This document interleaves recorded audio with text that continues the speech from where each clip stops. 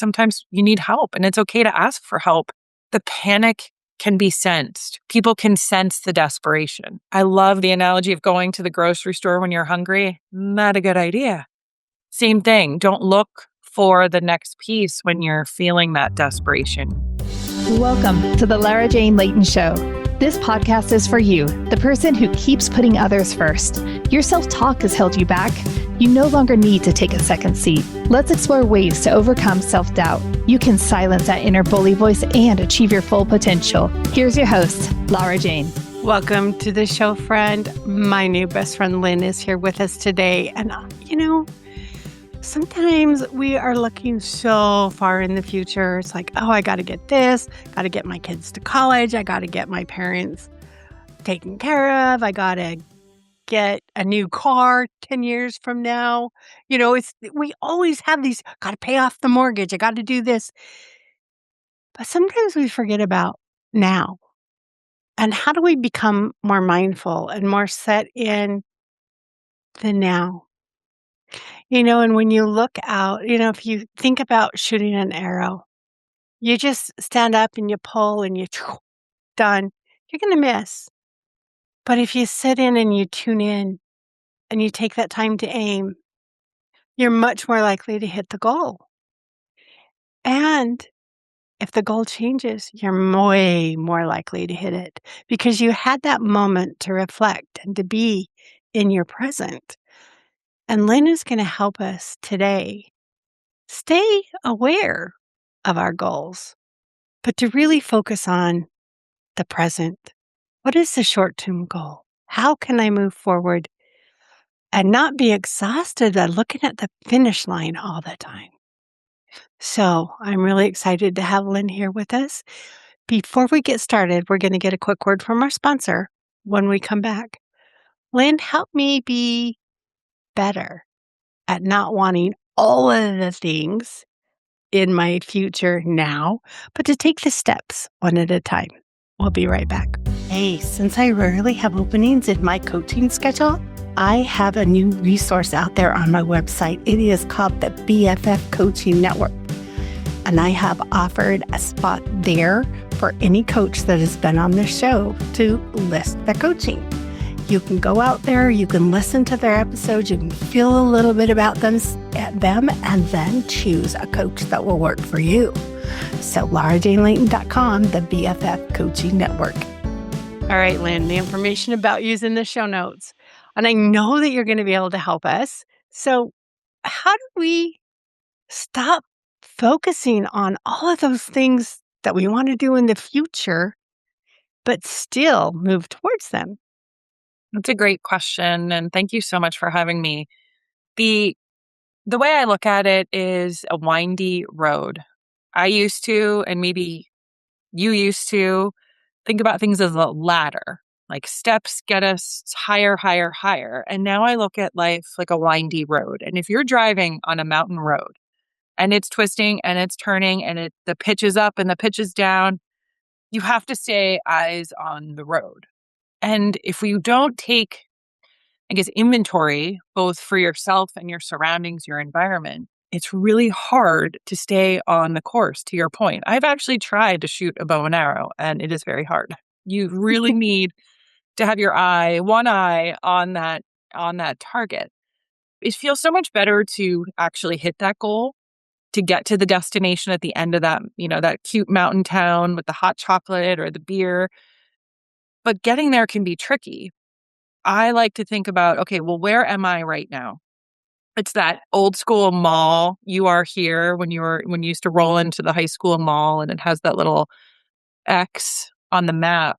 Mm-hmm. Is it a dip? Are you in a dip right now? Maybe we're all in a dip. Maybe we need to reassess. It's too much to take on more right now. Maybe we're at the high point. We need to ride the wave. I love the idea of standing where you are before you move forward. And I have not heard the windy road before. So this is way, way, way, way cool because in my mind, I'm thinking, we have this peak called Francis Peak by us. And it's a destination you drive. You can drive, you can It's too far for me to walk. But to get there, you aren't just going straight up the hill. And so many times we look at our goals as this straight line to where we're going. But to get there, you've got to wind, you've got to go up, you've got to go down, you've got to navigate all of the curves of the mountainside to get there. And the last time we drove up there, I was like, "Oh my gosh, this is longer than I remember." Mm. And but it's like you get up there and you see the whole valley, and it's just strikingly beautiful. And it's like without all those dips and turns, without going fast and going slow, the change in speed, the change in altitude, the change in scenery, without all of that, you wouldn't have got to that beautiful spot that was your destination. And what a perfect example for our lives, because you're going to have a day when you just want to stay in bed. It's just going down the dip. It's not a big deal. You're going to have the days where you're going fast and you're climbing and you're like, oh, I got this. You're still going towards your goal.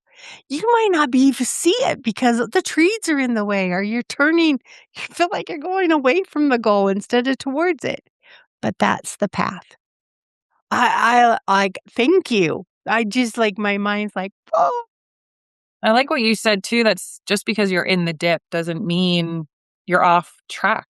There is that altitude change and you're still on the same road towards the same goal. Or maybe instead you're stopping at the picnic stop in those scenic overlooks. One of the pieces that I think I forget, I don't know about you, Laura Jane, but I forget a lot, is that I have all of this experience to know this. And I actually call that the experience lake. So on our little road, we're going along and we see this beautiful pond or lake. But that's us. That is our quote unquote resume of things. And when we think about our careers, when I think about my career, sometimes I forget all the things I've done to get me to that overlook to see the beautiful lake. So for me, I just like to take a moment, no matter where I am, and say, like, what am I really good at? Or what was I good at? And frankly, what do I like? I don't want you to forget that. I don't want to forget what I like in this hustle and bustle and busyness of the kids and busyness of our lives and busyness of the bills. That all is part of our journey, is also patting ourselves on the back and recognizing we're also good at a lot of things, dip or no dip. yeah, it's like, oh, if I just didn't have bills to pay. But if that was the case, you wouldn't have your house, you wouldn't have your car, you wouldn't have all of these things that you worked for and you have. And it's worth it. It is worth it. And the view can change. And that's the piece. Sometimes we need to, or I need to take that moment and think about what is most important right now. It maybe is that destination is where I'm headed. I want to write a book and it's not happening right now. I'm sure you have things on your to-do list that they're just not right now and they will come. I've hit every one of my goals and never on my timeline. And I know a lot of others. Julia Childs wrote her first cookbook at 50. And I love that because it can all happen. But when we take on so much, and when I take on so much in my life and I get overwhelmed, the place I go to is, what do I need in the next 3 months? So I might not get to the top peak, Francis Peak. I might not get all the way up there, but maybe I just need to get to that next little overlook, or I need to get past this dip and move through. Yeah. I mean, if you just sit in that moment and experience a drive that you've been on that has been windy and you still made it to your goal. Were you frustrated? Okay, when you were a kid and you wondered if you were there yet, yes, you got frustrated. Classic question. But as an adult, we know that's the path, but we don't plan the winds and the dips and the highs and the lows and the slows and the fasts. But it's okay to plan without them. That's okay, but expect changes and be okay with them. And I think that's a great point is oftentimes we still hold the goal and you see if, I love the ampersand. It's part of, I guess, my brand. If you check out my website, there's ampersands everywhere. There's an ampersand um, all over my house because you can hold both. You can hold that long-term goal and still figure out like, well, what is most important for me. And that might sound selfish. I have been called selfish in a moment of angst by people around me. And I still am okay with that because I'm like, this is what I need now. This is what's most important. I have to take this meeting. I have to take this call. I have to take this business trip. I have to take this client. And I'm also still going to get to the volleyball game this weekend. It's going to be difficult to manage all of this, or I have to help my mom get to her PET scan, her annual PET scan for her cancer checkups. I'm going to do all of that, but I also love communicating with my family what I'm doing so that they can also help. Doing it alone and doing all of that on that windy road can get a little nauseating, literally, as we try to figure it all out. So communicating where you are is a really good step. I want to take a pause on this selfish. Mm. I want you to self-reflect, you and our friend, on that last time that you were called selfish. And think about the energy and think about what was going on and contemplate who was really being selfish. The person who wanted something from you is the one who was being selfish. They are the ones who wanted something and you couldn't give it. So now you're selfish. But it's a way of making that person feel guilty and it's a manipulation tool. But when someone calls you that, be proud. You have now standed in your boundary. You have now acknowledged that you are number one. And the real selfish person in the moment is the one who is wanting something from you. And we get called it. We get called all these different words. And every one of those things that just gives you that sting is someone else trying to manipulate you. Oh, be kind. I'm going to be kind to myself. You are not my priority at this moment. Those are things that make us feel bad. Oh, I'm not being very nice. It's okay. You are. When you honor yourself, when you honor who you are standing in your power. And those words that someone else uses is manipulation. And it is not a reflection of you. It is a reflection of them. And as you're going on this journey and you're going through the dips and the ups and the ups and the downs and the fasts and the slows, know you have the power to choose where you're going at every moment. And Laura Jane, that's beautiful to be seen and held. And I hope that our friend is seen and heard in this moment. I think that the old me, the 20-year-old grinding out, only living in my masculine, would have been hurt. I almost giggled to myself the last time I was called selfish because I was so clear in what I had to accomplish, hold, be, do, that there was no negotiation in my clarity. And there was a lot of other people involved, just like I'm sure you're holding other people's dreams and wishes too all the time. But having that sense of clarity on that was, maybe a week's time of what I needed to accomplish, being like, this is how I'm handling it. And to your point, sometimes the people closest to us was my husband, frankly, who called me that. They get rubbed really the sharpest when we stand in our clarity because they want us to stay as we are. And getting clear can be tricky for everybody else, but it feels so good to me. And hopefully people want to, our friend wants to try that on. And I just think when you said that, it was like, oh, we always say, what you see in life is a reflection of you. And sometimes you, oh, no, that can't be, you know? But the more you self-reflect, you, oh, yeah, I get it. And when you can remember that, when you get those curt words or those things that are flying at you, you go, I mean, I know when I respond because it's hurt me or triggered me because I have a trigger, not because they said anything wrong.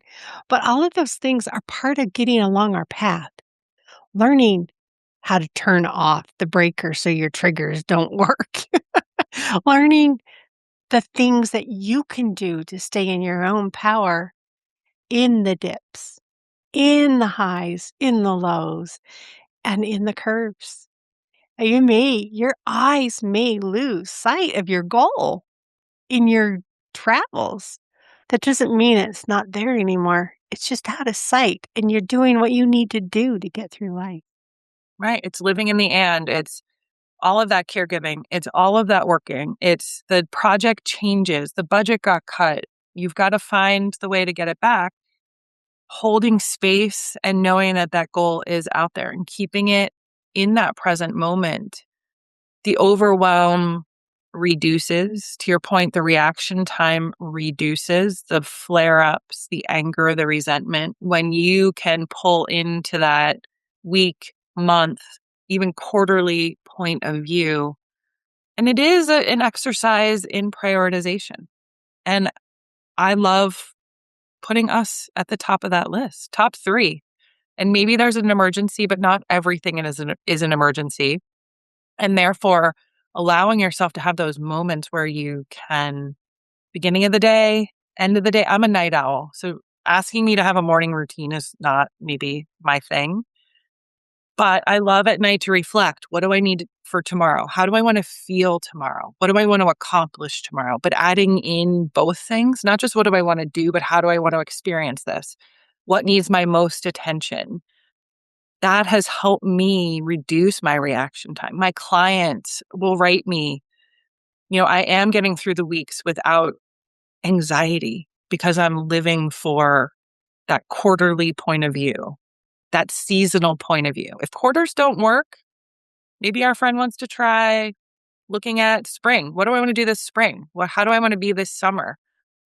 In those seasons, we can gain those bits of clarity. Or if Yeah. you're like me and you're totally woo, you can do it by element. How do I want to earth right now? How do I want to be in flow like water? How do I want to let things roll off like the wind? We can do any way that suits you, but the check-in is what is the most critical thing that's changed my life, my clients' lives. But, in that pause, that check-in moment, is what is influencing or what is the shadow in me that is Mm, like going, no, I'm afraid. I have mm. built-in fears from long, long, long ago that I work and work and work and work on, but they come up. It's like, oh, I thought I had that fixed. I call it the pop quiz. It's coming around. It's like your school teacher's like, okay, you get a quiz. Are you going to be able to do it? And it's like that moment when you take that pause and go, I'm over this. I do not have to react. That's when you start standing in your power. When you can it's okay to have that initial, I'm gonna go crazy. No, I'm not. I got this. And give yourself the power to keep going. And you are your biggest cheerleader. And whether you're a little bit woo or a lot woo, you're going to make it. It's knowing where you want to go. Doesn't mean you have to be doing towards that every time. It just means that when you reflect, know you're closer. No, you're closer. And I believe, and I've trained the initial parts of internal family systems, IFS, by Dick Schwartz, and he talks a lot about how all of those parts, the fear part, the reactive part, they live within us. And it's about maybe shifting them around in the minivan up that darn road we're on and saying, you know what, not today. Get in the back seat, get in those captain's chairs. The fear cannot lead today. And then maybe asking what the fear needs. One of my favorite teachers, mentors, now friend, she talks about, what do I need now? And it can be as simple as that. And I like to add in the ampersand. Maybe it's two things, and limiting yourself to one can also be overwhelming. Like, I can't pick. My parents still need to get to the doctor, and I still need to get my car in for an oil change, and I still need to get to the bank. All of those things, and I want to take care of myself, and I need to get to that meditation, that new moon meditation, and I need to make myself a smoothie. Whatever it is, it should be in support of that goal, even if it's a weekly goal. And that would be like going on this huge road trip and only caring about being 3,000 miles away from where you are today and not planning in. I don't plan in my gas stops. I don't plan in my pee breaks. I don't plan in my meals. No. I look at the GPS. It says I'm going to be there at 6 hours. And I go, I'm going to be there in 6 hours. And all of a sudden it's 7 hours later. And what happened? Oh, I had to stop and eat. Oh, I had to stop and oh, planning your maintenance, or at least expect it and plan in a buffer. And then you're not upset when you don't make it on your timeline. It's like, all I'm going to do is get to the gas station. Okay. What do you want to do now that you're all filled up and full? Right. Ooh. One of my favorite songs right now is Olivia Dean's Baby Steps. And the whole song is left, right, baby steps. And that's the piece of it. So how are you feeling before you get that gas? You're maybe a little worried, a little anxious. You've never been on this road. We don't know where the gas station is. You're not sure how it's going to turn out. You're not sure how that meeting with your boss where you ask for the raise is going to go. Then you fill up, you get the yes, you get the promotion, you get the whatever it is. And then I'm full. So how do I feel? And what is the next step after that? And literally one step in front of the other. Sometimes I say, how would you coach yourself through this? And if you don't know, how would you coach your inner child or your own child? Sometimes we give the best advice to our 13-year-olds and then we forget about ourselves and we overcomplicate it or give everyone else our power. But the clarity from, okay, I just hit that rest stop. Now what? Okay, probably going to have lunch in a couple of hours. Moving on. But what we're really talking about is nutrients, feeding yourself, maintenance. It's not always new. It doesn't have to be adding on. It can be using the tools you already have or a couple that you're picking up along the way. And the other thing I'm thinking is, how often do you plan when you're on empty? That I'm depleted, I'm frustrated, I'm planning my next step. And when you take the moment to fill up first, when you're going to be at your best to plan, you're going to pick better directions, better goals, better things because you're not feeling desperate. And taking that moment to fill up and then finish your planning is so critical. And asking for help. You're probably, don't have a gas tank in your trunk. You need help. You need a gas station, you need a gas attendant, and they're the experts. I have a friend who every time her job shifts, she sends me panic texts and she won't hire me and she's not hiring a coach. In my opinion, I think sometimes you need help and it's okay to ask for help. The panic can be sensed. Crawling to that fill-up station, people can sense the desperation. I love the idea or the analogy of going to the grocery store when you're hungry. Not a good idea. Same thing. Don't look for the next piece when you're feeling that desperation. And desperation can turn with a good night's sleep or a good walk.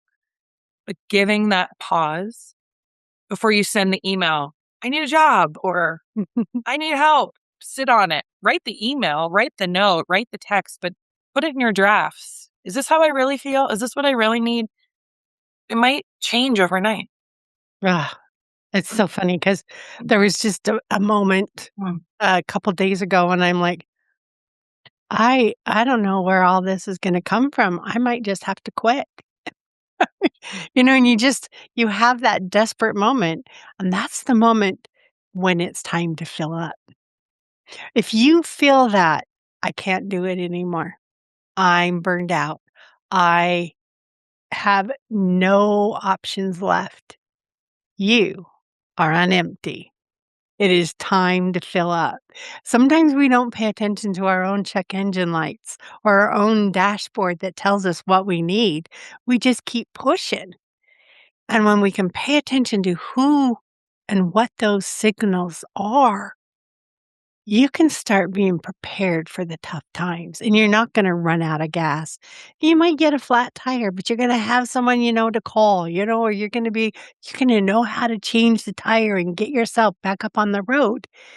Those are the things that are so important to always plan and always make those crazy decisions from a full state. The grocery store Oh. analogy is perfect because how many times would on your way home, you're hungry, you got to get dinner, and you're at the grocery store? I am not making good choices at that moment. No, no, and the cart's overflowing with junk that might be salty or sweet, but you don't need. One thing, and I'd be curious on your opinion here. Mhm. One thing that I talk about is so one thing I think about a lot is how those people around us, our friends, our family, our kids, our closest colleagues, we go to them a lot, or in the past, I used to go to them a lot. And over the years, I coach to have a second string. Have Think of a tree ring. Go to your third or fourth ring of the tree when you need that tire fixed, when you need advice. Oftentimes, when we're on that empty piece, we reach out to the person who we share an office wall with or our neighbor who we see the most often. But I would push our friend to reach out to the person they haven't worked with in a few years, to the person who you haven't seen, who maybe you took a graduate course with, or that you see on the sidelines at a kid's sporting event, but you're not best friends with. And the reason I say that is that when people are so close to us, they're often biased or they've heard all this before. That fresh perspective can be eye-opening in that period of despair, the oh shit, the tire's busted, the oh no moment of pure panic, the burnout, I'm quitting, that explosive piece. And I have found it to be really, really useful to have that set of folks in my corner who hey, it's time for that chat. Can you give me some eagle eye perspective? I'm going to agree with you. I'm stumbling because it's not 100% agreement. That's all right. I That's why have I'm a curious. I have a spiritual advisor that I work with. And, she'll say, "Have you done the work that I suggested last time? If you haven't, you're going to get the same advice again now. So you choose. You want to pay for the same advice second time? Oh. Oh, are you going to do the work this time?" And I think sometimes our closest friends are at that. "I gave you advice on this before. Mm. I did that before." And so getting that fresh perspective, kind of like I love to read books, listen to podcasts, listen to stuff. Same thing. And it's that new way of saying the same thing. I've heard to do this, but when you add a few different stories behind it, it gets in deeper. And so I'm completely in agreement that getting a new perspective is very important because it's going to add a different fertilizer. It's going to add watering. It's going to add sunshine. It's going to add something else to your growth. But if you're not willing to do the work, it's not going to help you anymore. And so that's my only little bit of a disagreement is you got to take ownership and responsibility for where you're at. And it's not always going to be someone else. I love cheerleaders. I love coaches. I love people that are going to support me on my journey, but they're not the ones walking it. I have to take the Absolutely. steps.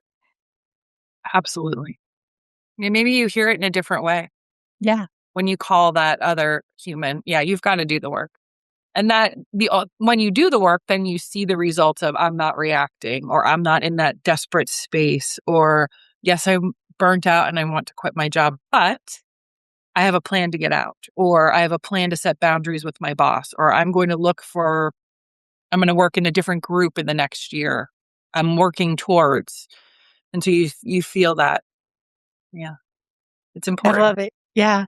And one of the other things that you mentioned in all of this stuff we talked about is priorities, and like, I don't have time for that.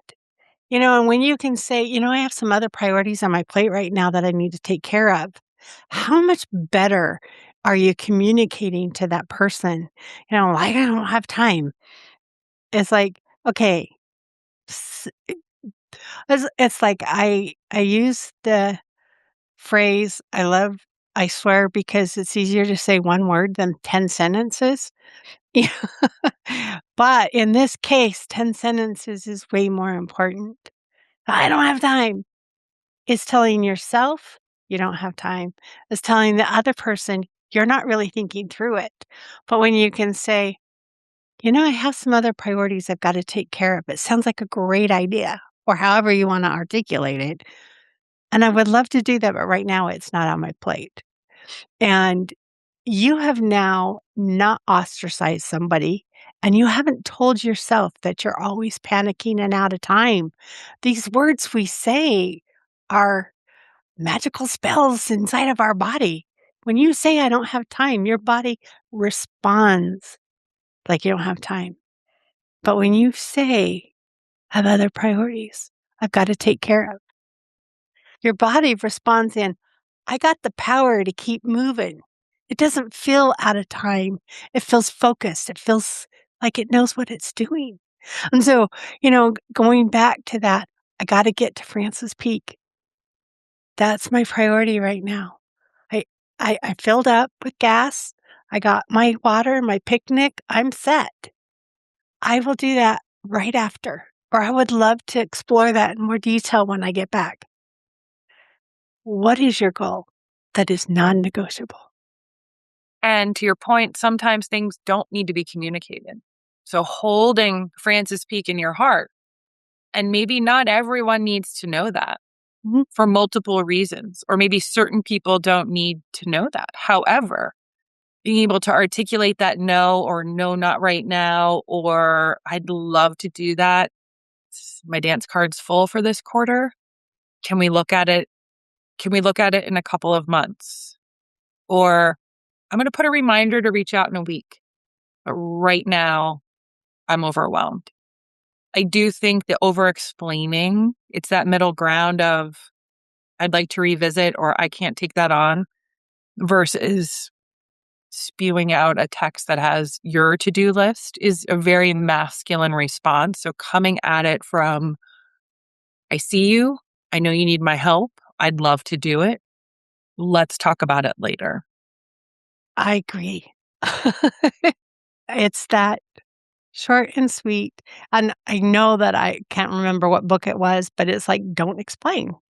Don't just, you can say no. And you don't have to tell them, but I want you to inside 100%. know your why. You know, a gratitude list is great. I'm thankful for my husband. What's your why? Why are you thankful for him? And when you can tune into the whys, it just adds so much more gratitude around it than just, oh, I'm thankful for my house. Why? You don't have to tell anybody else. No, I write my values. I look at my core values and my core priorities. I limit myself to 5 on both in a Post-it note or the back of a journal that I use often. And I like to write still. There's science behind the writing. I obviously live on a Google Calendar because kids, family, life, work. But in that writing down, I can reference, does this align to that value right now? And so one of my values is structure. So once that structure gets turned around, like actually, I can't do that. That messes with my work schedule. Not letting other people step on your values or your priorities then also helps that reaction we're talking about. It helps you stay in clarity. And it can change. The values change. That's why I do it twice a year. Still check in with myself, check in with my clients. Does this still hold true? Is community the most important thing for you right now? Or is it structure? Is it family traditions? Or is it, but you're allowed to change, you're allowed to shift, it's allowed to evolve. So the book is not my main priority right now. It can And in a couple of years. I love what you're saying. I totally agree. And all the things that we talked about, that trusting your inspiration, taking the pause, knowing your why. I mean, what are those things that make you you and be that? Unapologetically. And I just think that we all owe it to ourselves. As women in our 40s, we've lived, grown, we've seen a lot. There's more to come. And living in that power helps also show other people behind us how to live that life where you are empowered and clear and magnetic. That's where the magnetism and the word manifesting comes from. When you live in that clarity, things start to roll in. You get that tumbleweed effect of, well, look, all those things that are happening while she's crystal clear. Guess who's probably not going to get a publisher anytime soon because I'm not looking for one, or I'm not talking about that. I'm talking about doing a lot more in different parts of my life, in different parts of my career. Oh, I love it because you have those goals, but you don't have to have them now. Take care of what you need now. And if you're depleting yourself, you're not taking care of the vehicle taking you to all these places. And you've got to be in top shape if you're going to make it to the top of the mountain, or if you're going to make it to the lake, or if you're going to make it to the ocean. It doesn't matter where you want to go, but you got to take care of your vehicle, your body, your mind, your soul, or you won't get there. And if you do, you won't be able to enjoy it because you'll be too depleted. Do not pass go on empty. You gotta fill up, get nutrients, be clear. And to your point, the whole dashboard, it's a dashboard. It's not just the gas tank. It's all the parts. One of the best things I've done is get a lot of blood work. Where am I? Where is my physical body? And not just the thyroid test, but using my functional doctor, using my Western doctor, using acupuncture and creating a unit around me. And also, if you are not, the vehicle is not in tip-top shape, whatever that means for you at this age and stage, your work, your relationships will suffer too, because you'll be foggy or you'll be tired. So giving yourself that moment to reset. I love it. It's just so critical. I I pass the gas station up on empty. I do it. I might pull in and put $1 in so I can keep getting through the day. There are times when I don't fill up, but I am at my best when I do. And if you're struggling, you're listening to this and you're struggling to say, like, I can't get myself to the dentist, to the doctor, to the insert name of place that might give you a little clue. Treat yourself. Say, if I get to this appointment, I can listen to my favorite podcast on the way. And on the way home, I can get that extra special cinnamon latte. And sometimes those Mhm. tricks work too. Give yourself that little carrot at the end. I haven't had a cinnamon latte for a while. I need one now. Right? And you I've have been just a in, little suggestion. right? A little extra, something special, little maple syrup, something in there. Oh, Lynn, this has just been fun. Your vision and your knowledge and the way you help somebody. And I'll have to tell you that your ampersand is a beautiful way of remembering. It's not either or. It's not but this. It's and. And I did notice. I don't think I heard you say but more than once. You have so trained your mind and your speaking pattern to be and. I'm impressed. Oh, thank you. I still use that other word. It does. It takes a while. And call it a mantra, call it whatever, it helps take the edge off when you don't live in a bookended yes or no world. Or I think of the barbell, if you're holding a weight, even 2 pounds, and you say it only has to be one way, that weight's falling on your toe.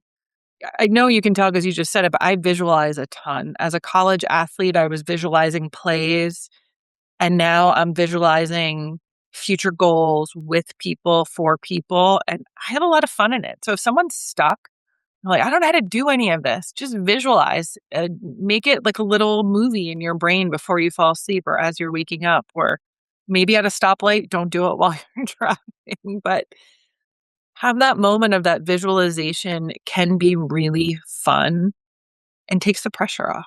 I think that's what we all need to do is fill up, feel less pressure, and also have some fun in here. Let's have some fun. And you don't have to just fill up. You can go get a car wash if you want. Sometimes just looking good makes you feel good. It's like, whoa, I got this. That's right. Putting on that special necklace or putting on that, maybe that lip gloss, even chapstick at this point. I agree. Yeah, just feeling good. And that's the way we take care of our mind, body, and soul is what helps us feel good. And it's okay. I think sometimes we feel guilty feeling good because we must not be working hard enough. Or, mom said we're going to be really tired at the end of this. You don't have to be. You get to choose your path, you get to choose your direction, and why not feel good all the way around, all the time? And what if it's easy? Yeah, in ease and fun and joy, we know that there are those dips we've talked about. But when it is not in a severe emergency, letting yourself have that joy and ease and balance feels really fun. Yeah, and you know what? Those dips are a nice pause. It's like, "Oh, I don't have to keep climbing. Oh, just relax for a minute." Like, it's great. Take advantage of your dips. Dips create really fast priorities too. We're like, okay, this is where we're at. This is what needs to happen. It can simplify. Simplify. Yeah, we do make life very complicated sometimes. But I think a lot of my complication comes from doubt. I was taught this way. I don't feel this way. Why do I? Which one's right? Which is the way you're supposed to go? And guess what? There's no one right way. It's whatever makes you feel the best. Do it. Right. And one day you might need the unleaded. One day you might need the premium, and just go with it. The all or nothing living was how I was in my 20s. And I was sick all the time. Debilitating bronchitis, pneumonia. It would take me out for weeks, not just a day. And having the ability to feel good and more even keeled. It's not without its issues, obviously, or navigating. Just being able to have those moments can be really exciting. People have said to me, and perhaps to you too, like, they're like, you look different. I'm like, because I am filling up first. And not every day and not every week, but I am filling up. Yeah. And you do. It's refreshing. I just got through my 30,000-mile checkup and my car wash and my everything, and I am running on. They have that feeling every day is okay. It's not. We live in a world of busy and tiredness is your reward. Yeah. And there is no reward to me in that. If I am filled up and I'm feeling good, that is a reward. Making those choices. I've stopped using the word busy. I say life is full, or we're choosing to do this volleyball tournament, or we're choosing to go on Mhm. this vacation with our families, extended families, which can be stressful. We're choosing to use, I don't talk about my budget with people, but we're choosing to do this. Life is full because we do get to put what's on our calendars, not at work, but outside of that. So allowing yourself to have those moments, even if it's 15 minutes. It is so important to remember and you reflect right this moment. You have chosen to be here.